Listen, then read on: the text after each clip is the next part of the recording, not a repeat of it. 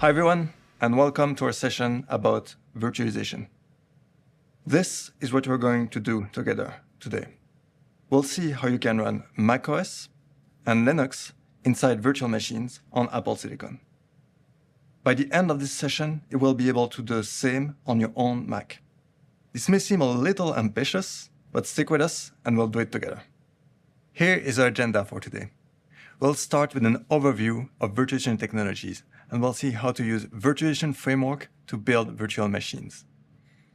Then we'll do a deep dive into macOS. We'll see how we can set up a virtual Mac and install macOS into it. And finally, we'll do a second deep dive, this time into Linux. We'll see how to run full Linux distributions and some cool new features. Let's get started with the overview. We'll first look into the stack that enables virtualization. It all starts with hardware. Apple Silicon has special hardware that enables the virtualization of CPUs and memory. This means you can run multiple operating systems on top of a single SoC. Next, we need software to take advantage of this hardware. And this is built right into the macOS kernel. You no longer need to write kernel extensions or kext. It's all built in. To use those capabilities from your application, you can use Hypervisor Framework. Hypervisor Framework is a low-level API that lets you virtualize CPUs and memory. But because it's a low-level framework, you need to write every single detail of the virtual environment. Oftentimes, we want to run full operating systems. For this, there is a higher-level API, which is Virtualization Framework. Virtualization Framework enables the creation of virtual machines running macOS on Apple Silicon or Linux on both Apple Silicon and Intel. Today, our session will focus on Virtualization Framework. When using Virtualization Framework, we'll deal with two kinds of objects. The first kind are configuration objects. They define all the properties of our virtual machines. The second kind are virtual machine objects. Those objects abstract virtual machines and how to interact with them. We'll start with looking at the configuration. The configuration defines the hardware. Creating a configuration is like configuring a Mac on the Apple Store. We define how many CPUs we want, how much memory, what kind of devices. We can start from a simple configuration. We can add a display and we get to see the content. We can add a keyboard and we can type. We can add a trackpad and we can interact with the UI. Configuring a virtual machine is just like that.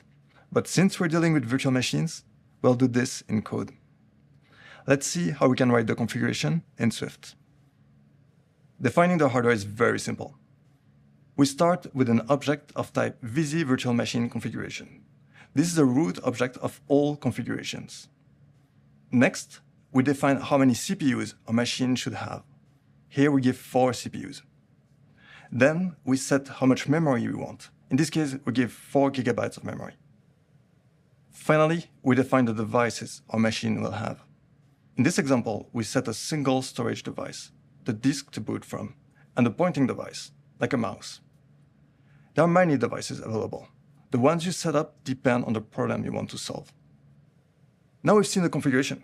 It starts with VZ virtual machine configuration, on which we add the CPUs, the memory, and the devices. Next, we'll look into the virtual machine objects. After we've configured our Mac, we get it by the mail. It's time to unbox it and start it. But since we're dealing with virtual machine, we need to do that in code. Let's see how we can do it in Swift. First, we'll create an instance of VZ virtual machine from our configuration. A VZ virtual machine abstracts an instance of the virtual hardware. Now that we have the virtual machine, we can operate on it. For example, in this case, we call start to start it. We'll often want to interact with virtual machines. For this, we have other objects to help us. For example, if we want to show our virtual display, we can use an object of type VZ virtual machine view. We start by creating a view. Then we set our virtual machine as a virtual machine property on the view, and it's ready. Now we can use this VZ virtual machine view object like any NS view. We can integrate it in our app to see the content of the virtual machine. To wrap up, we've seen the configuration. The configuration starts with VZ virtual machine configuration, from which we define CPUs, memory, and our devices. From the configuration, we'll create a virtual machine, and we'll use virtual machine objects. We've seen VZ virtual machine to abstract the VM itself, VZ virtual machine view to display content, and there are other objects that can help us use the VM. We have seen that the configuration gives a lot of flexibility in how we define virtual machines. Unfortunately, there are too many features to cover in one session. In this session, we'll look into some of the core capabilities. For everything else, we have documentation, and I invite you to check it out. In the overview, we just saw how to build virtual machines. Now it is time to look into how we can run a full operating system in them. And we'll start with macOS. Virtualization Framework supports macOS on Apple Silicon. When we built Virtualization Framework on Apple Silicon, we've developed macOS and Virtualization Framework together. What this gives us is incredible efficiency when running macOS inside virtual machines. Here is what we are going to see. First, we will look into what we need to turn a virtual machine into a virtual Mac. Then, we'll look into the steps to install macOS on our virtual Mac. Next, we'll see some of the special devices we have for macOS. And finally, we'll look into a very important use case, which is sharing files between the host system and the virtual Mac. Let's start with the configuration. We have seen before how to build a generic virtual machine. Now we want to add the special properties that will make a virtual machine a Mac. So how do we make a virtual Mac? First, we'll define a special platform. A platform is an object that holds all the properties of a particular type of virtual machines.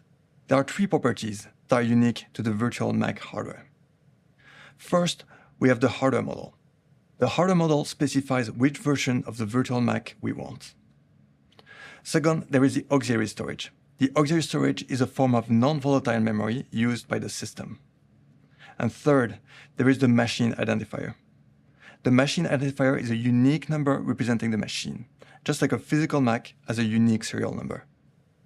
Once we have the platform, we have all the pieces to describe the hardware, but we need one more piece, which is a way to boot macOS. For this, we'll use a special bootloader, the macOS bootloader. Let's see how to do all of this in Swift. We start from the same base as before. This code is what you've seen in the overview. Then we create a VZ Mac platform configuration. This is our platform object for virtual Macs. We need a hardware model for this Mac. Here, we use one we previously saved. In virtual machine, the auxiliary storage is backed by a file on the local file system. Here we initialize our auxiliary storage from a file URL.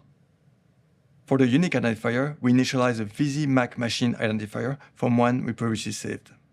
For a new install, we can also create a new identifier. We have set all three properties. Our platform is ready. All we have to do is set it on the configuration object. This gives us the hardware. Next, we need a way to boot it. To do that, we set up the bootloader with VZ Mac bootloader. Now, our machine is ready to boot. What we've done so far is define the virtual Mac and how to start it.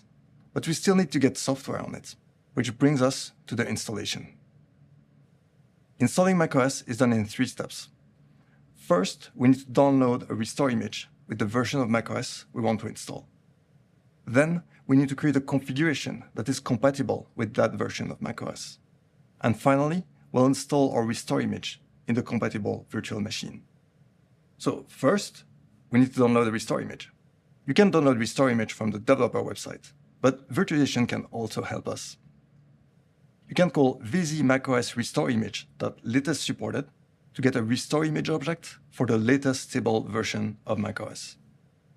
This object has a URL property that we can use to download the file. Then we want to create a virtual machine that is compatible with the version of macOS we downloaded. Virtualization can also help us here. We can ask the restore image object for the configuration requirements. If the restore image can be run on the current system, we get an object listing the requirements. From the requirements, we can obtain the hardware model needed to run this version of macOS. We've seen previously how to restore a hardware model. This is how we obtain a new one. The requirements also contain 2 useful properties. The object can tell us how many CPUs and how much memory is required to run this version of macOS. Finally, we're ready to start the installation. We start by creating a new virtual machine from our configuration. Then we create an installer. The installer takes two arguments: the compatible virtual machine we created and the path to the restore image we downloaded. Now we can just call install, and voila, we are ready to run macOS. Now that we can set up a virtual Mac and install macOS, let's see some of the special devices for the Mac. A first cool capability is GPU acceleration. We've built a graphics device that exposes the GPU capabilities to the virtual Mac. This means you can run Metal in the virtual machine and get great graphics performance in macOS. Let's see how to set it up. We start by creating the graphic device configuration. Here we will use the VZ Mac graphics device configuration. Next, we want to give it a display. We set up the display by defining its size and pixel density. Now our device configuration is ready. As usual, we set it on the main configuration object. We set it as the graphic device for our virtual machine. Next, we have a new device for interacting with the Mac. In macOS Ventura, we are adding the Mac trackpad support to the virtual Mac. With the new trackpad, it is possible to use gestures like rotation, pinch to zoom, and so on. This new device uses new drivers in macOS, so to use it, you will need macOS 13 both on the host system and in the virtual machine. Let's see how to set it up. It's very easy. We create a new object of type VZ Mac trackpad configuration. Then we set it as the pointing device on our virtual machine. Now, when we'll use the view with our virtual Mac, we can use gestures. Finally, let's look into a common use case for many of us: sharing files between the host system and the virtual machine. In macOS 12, we introduced the Virtio file system device to share files on Linux. In macOS Ventura, we are adding support for macOS. You can now pick folders that you want to share with the virtual machine. Any change you make from the host system is instantly reflected within the virtual machine, and vice versa. Let's see how to set it up. First, we create a VZ shared directory with the directory we want to share. Then we create a share object. Here we'll use a VZ single directory share to share a single directory. You can also share multiple directories by using VZ multiple directory share. Now that we have the share, we need to create a device. But we'll start with something special. File system device is identified by a tag. In macOS Ventura, we've added a special tag to tell the virtual machine to auto-mount this device. Here we take the special tag, macOS guest auto-mount tag. Then we create the device and use our special tag. We set the share from the single directory we configured. And finally, we add the device to the configuration, as usual. Finally, let's look at everything together in a demo. We start from a basic configuration. We have a VZ virtual machine configuration with just CPU, memory, a keyboard, and a disk. We want a virtual Mac. To do that, we need to start by setting up the platform. We'll use create Mac platform that is defined above to do that. The second piece of a virtual Mac is the bootloader. We need a bootloader that knows how to boot macOS. To get that, we set the platform's bootloader to VZ macOS bootloader. Next, we want to set up the devices. We want accelerated graphics. To get it, we'll set up a VZ Mac graphics configuration. We create the object, define the display size and pixel density, and we add it to the configuration. Next, we want to use the new trackpad. All we need to do is set the pointing device to VZ Mac trackpad configuration. That's it. Now we could start the VM, but let's add the cherry on top. We have seen how we can share directories. Let's do it here. We start by creating the file system device configuration. Here, notice we use a special tag to auto-mount it into macOS. Then we define our share. Here we use a single directory share from a path on the file system. Here we'll share this project we are editing right now. We add the device to our configuration, and we're done. Everything is ready. We launch our app.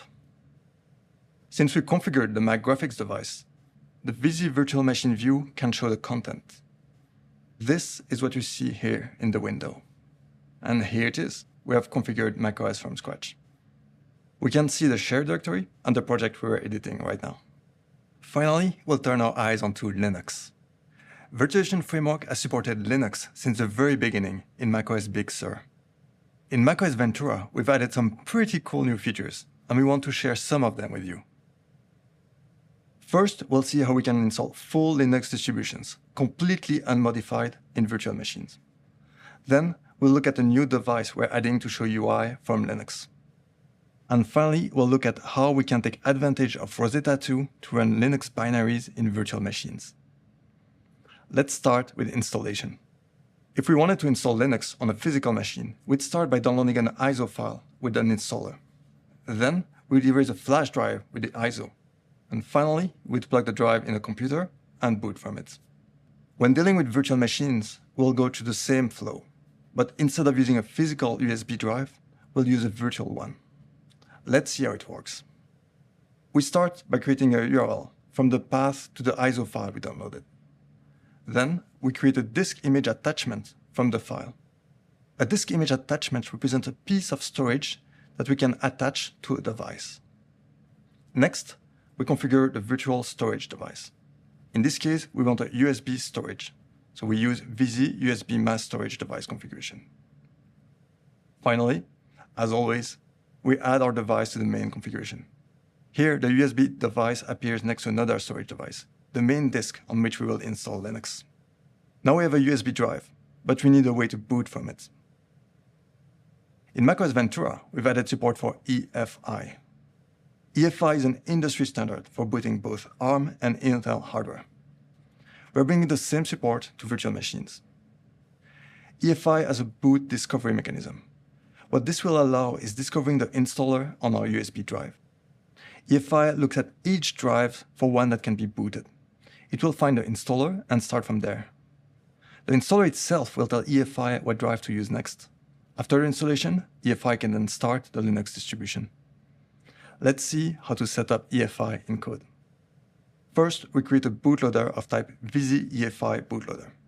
EFI requires non-volatile memory to store information between boots. This is called the EFI variable store. With virtual machines, we can back such storage by a file on the file system. Here we create a new variable store from scratch. Now EFI is ready. We just need to set it as the bootloader on the configuration. Next, we'll look into a new capability for Linux VMs, graphics. In macOS Ventura, we've added support for WWDC22. WWDC22 is a power virtualized device that allows Linux to provide surfaces to the host macOS. Linux renders the content, gives the render frame to Virtualization Framework, which can then display it. You can now show this content in your app with VZ Virtual Machine View, just like on macOS. Let's see how to set it up. Setting up the device is similar to what we did for macOS. We start by creating a VZ Virtual Graphics device configuration. We need to define the size of our virtual display. In virtual terminology, a virtual display is a scan-out. So, we create one scan-out with the size of the display. Finally, we set the new device as the graphics device of our configuration. Now our VM is ready to display content with VZ Virtual Machine View. Next, let's see everything together in a demo. We start from where we left off. Let's delete the code that is specific to the Mac. Then, let's change the disk we are booting from. We'll swap the path from our Mac drive to our Linux drive. Next, we need a bootloader. We set up EFI with VZ EFI bootloader. We first create the EFI bootloader object, then we load the variable store from its file, and finally we set EFI as the bootloader on our configuration. Now we can boot, but it'd be nice to show the UI. Let's add Virtual GPU to our configuration. We simply create a graphics device of type VZ Virtual Graphics Device configuration. Then we define a scan-out with the size of the virtual display, and we set the Virtual GPU device as the graphics device on our configuration. The last touch is getting the mouse to work. We just use a virtual USB screen coordinate pointer device and we'll have a mouse in Linux. That's it. We can run the project. EFI looks at the disk and finds it bootable. Then, Linux shows the content of the UI through Virtualization GPU device. And we can use the mouse to interact with Linux. Last but not least, we'll see how we can take advantage of the Rosetta 2 technology inside Linux. For many of us, we love developing services on our Mac. But once our work is ready, the binaries we create may need to run on x86 servers. x86 instruction emulation has been great for this, but we can do better. In macOS Ventura, we are bringing the power of Rosetta 2 to Linux binaries. What Rosetta 2 does is translate the Linux x86-64 binary inside our virtual machine. This means you can run your favorite ARM Linux distribution, and its x86-64 apps can run with Rosetta. And it's fast. It's the same technology we have been using on the Mac, which means we have incredible performance. Let's see how to use it. First, we need to give Linux access to Rosetta. To do this, we use the same file sharing technology we've seen on macOS. Instead of sharing a folder, we use a special kind of object, a VZ Linux Rosetta directory share. Then, we create a sharing device and set up Rosetta directory share. Finally, we set up our device on the configuration, as usual. Now, our virtual machine is ready to use Rosetta. Next, let's see how Linux can take advantage of it. In Linux, we start by mounting the shared directory in the file system. What we see from Linux is a Rosetta binary that can translate applications. Then, we can use update bin formats to tell the system to use Rosetta to handle any x86-64 binary. Don't worry about remembering this command, it's all in the documentation. Now, Linux is ready. Every x86-64 binary launched will be translated by Rosetta. Before we end our Linux section, let's see everything together. Here, we have a full Linux distribution installed from scratch. We can show its UI with Virtualization GPU2D. From within the VM, we run a PHP server with Rosetta. And we can just connect to it from macOS host. We've seen that creating virtual machines has never been simpler. With Virtualization framework, you can get virtual machines running with just a few lines of code. We've also seen that virtual machines are ridiculously fast on macOS. To learn more about virtualization, I invite you to check out the code sample and documentation. And on behalf of the team, we cannot wait to see what we'll do next with this technology.